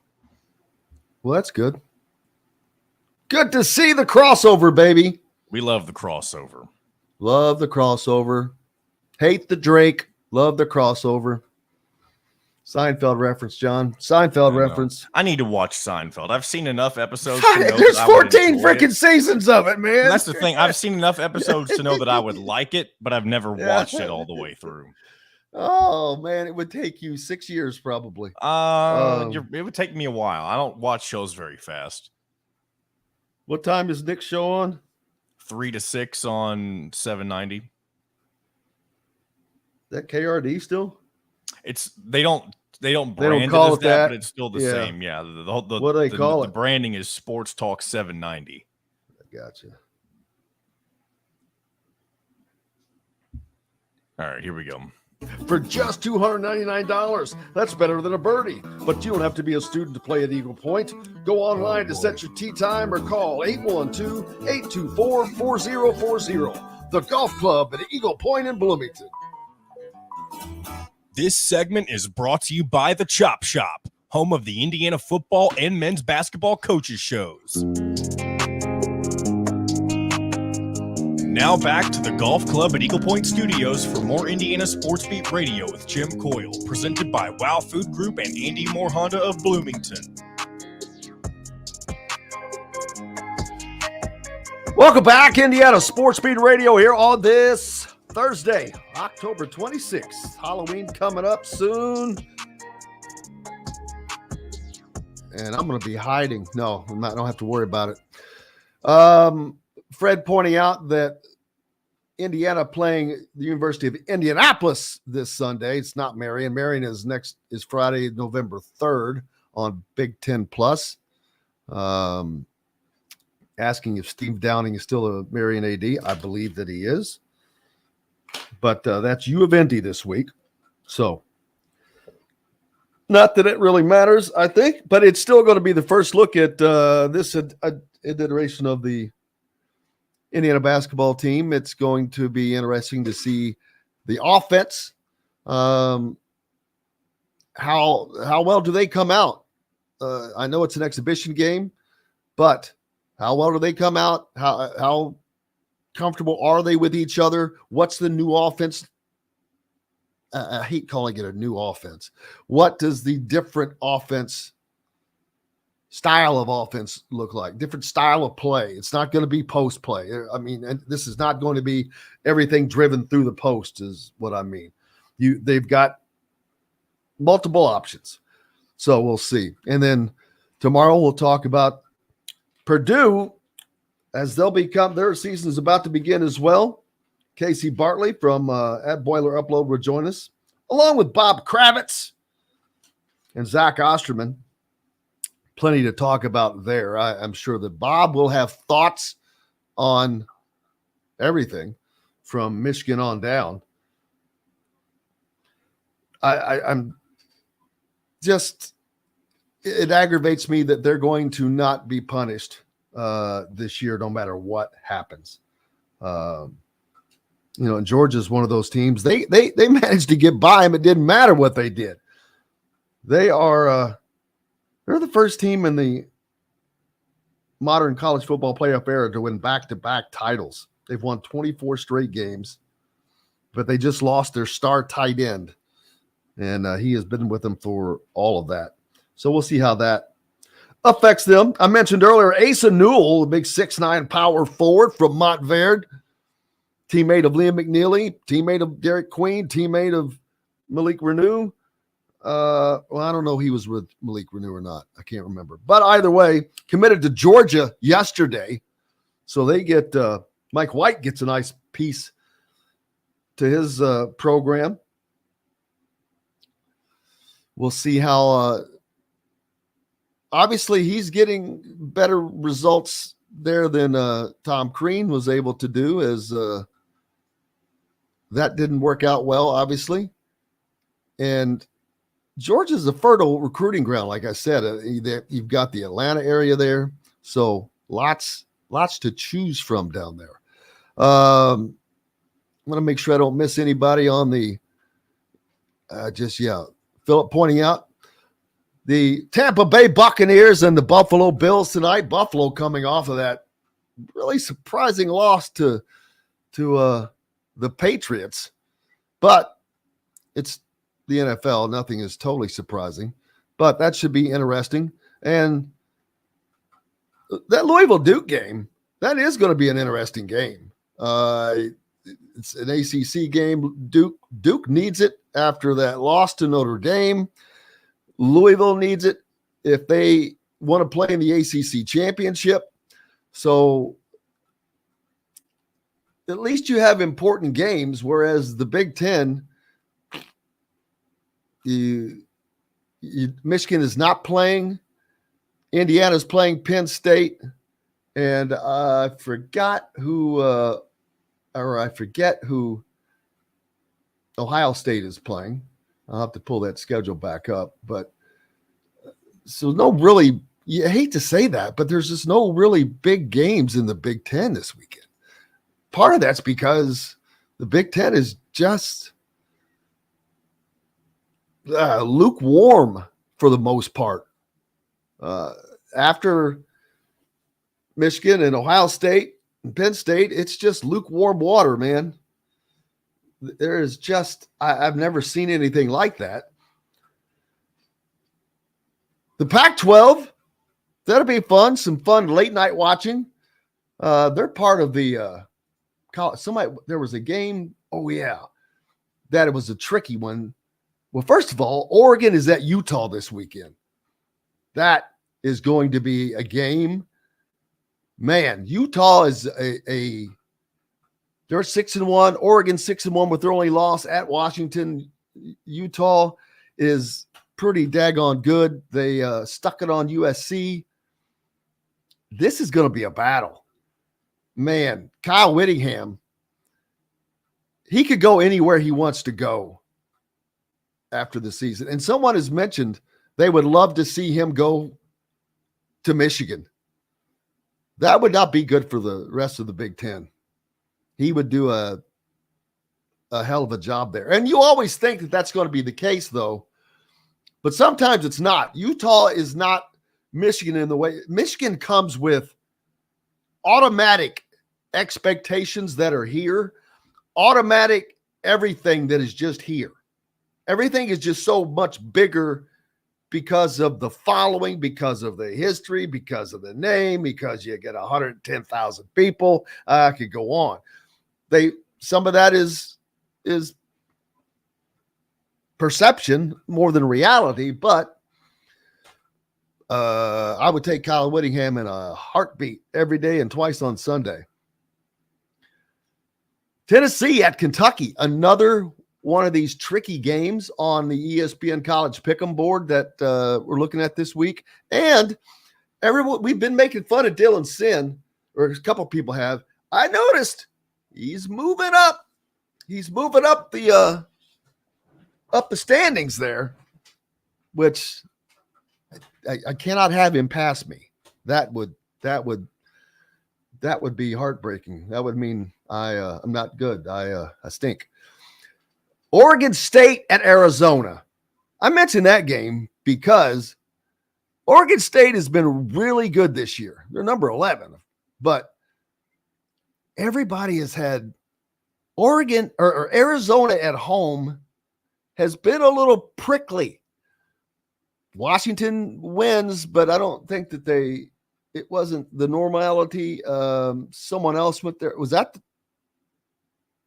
who USC went to overtime with? No, USC went to overtime with Arizona, not Arizona State.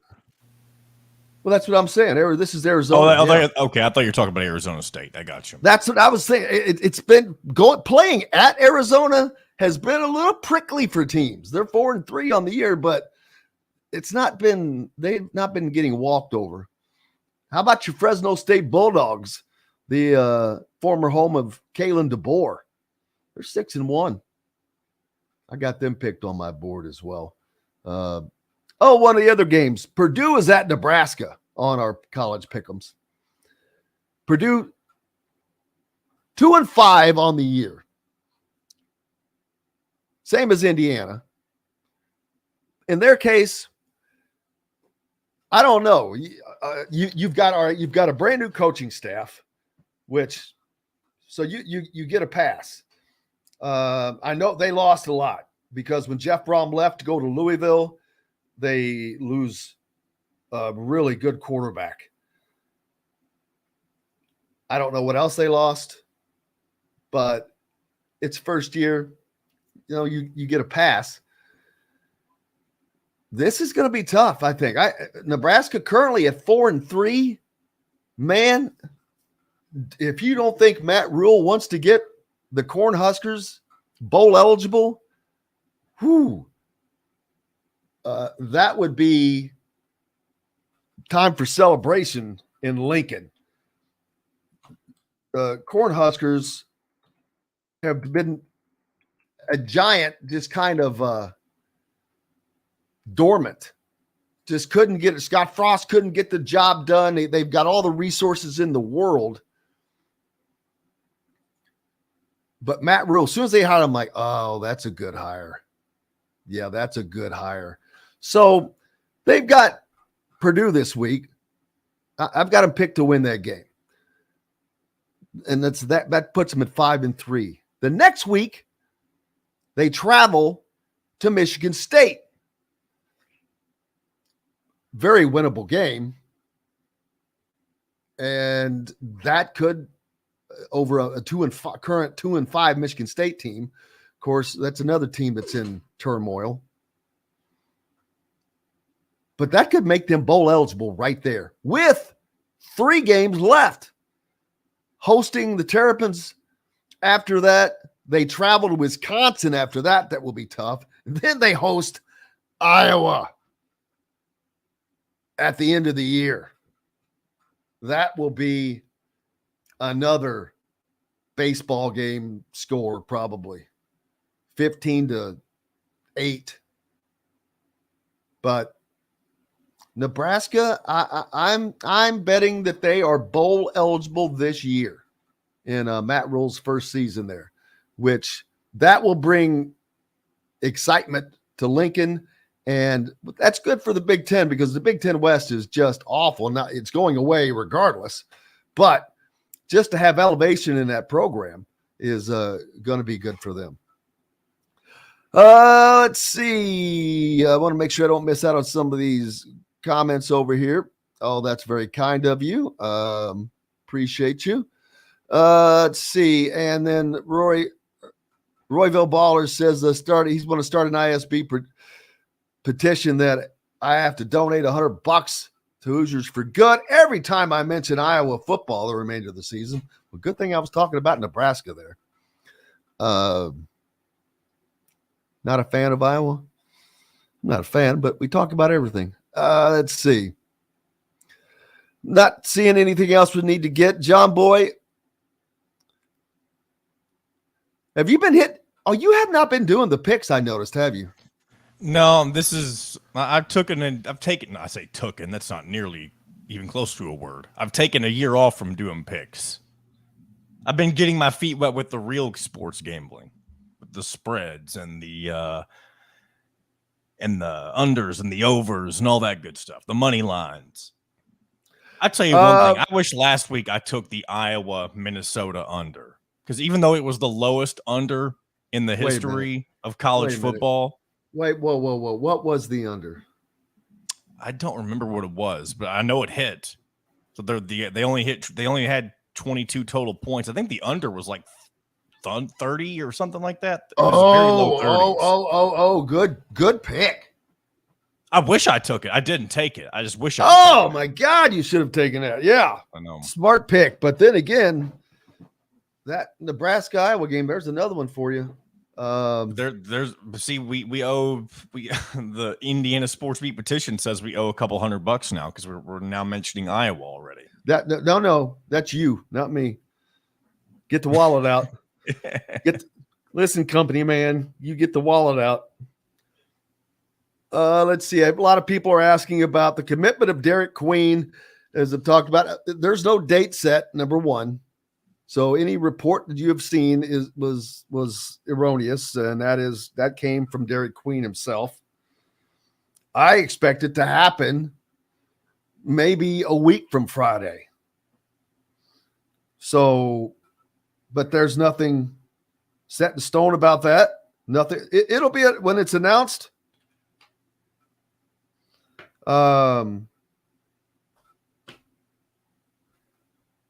be announced. Now, everyone wants to know, well, what are the chances? Well, here's a good question. Brad asked if he does commit, does IU save the other scholarship? There's no reason to continue to bank scholarships. Well, let me interject real quick. It's not out of the ordinary at this point for that scholarship to be taken potentially by a transfer next season. And that you don't really know until we get to the spring.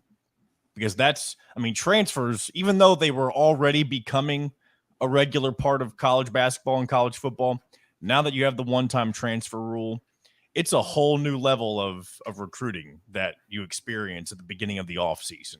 So I don't think Mike Woodson would be saving that scholarship. I think there's a chance that if there's not an upcoming freshman that he's looking at, he may just have his eyes on somebody who will be in the transfer portal this offseason. Absolutely. Well, and I think that there's no reason not to use that scholarship I don't think you save scholarships because you're going to have openings on the roster, whether it's the guys that you know are leaving. There are going to be guys that hit the portal. It's just going to be a fact of life. Now, do they have an opening this season? I believe they had a scholarship. They have a scholarship remaining from last year. And you leave it open if you don't have a commitment that you want, if you don't have a commitment that fits, if you can't get someone to fill it. But I'm not a fan of, because of depth, not a fan of leaving scholarships open. Unless you you don't give that away to a project, a 4-year project, but 1 minute. You have the luxury of these grad students that have 1 year remaining. So there's a lot of ways to do it. Want to give a big thanks to Tyler Smith today from thehoosier.com. Of course, Chris Denari and the company man, John, the producer, as always, for keeping us between the white lines. But most importantly, thanks to you guys. Had a miscommunication with Colin Hartman. daggone it, was going to have him on today, and but we'll get him on here soon. Probably next week, because tomorrow's probably already loaded. Bob Kravitz will be joining us. Zach Osterman will join us. Casey Bartley. I may see if Colin can jump on, but I don't know if we'll have time. But we've always got plenty more coming. We appreciate you guys so much. Look forward to you coming back tomorrow to do it again. Until then, I'm Jim Coyle. I will see you on the radio. Thanks for listening to Indiana Sports Beat Radio. Be sure to subscribe to our YouTube page for more clips and team coverage of Indiana basketball, football, and more. You can also find full episodes and tons of other content on thehoosier.com. We'll see you next time for another edition of Indiana Sports Beat Radio.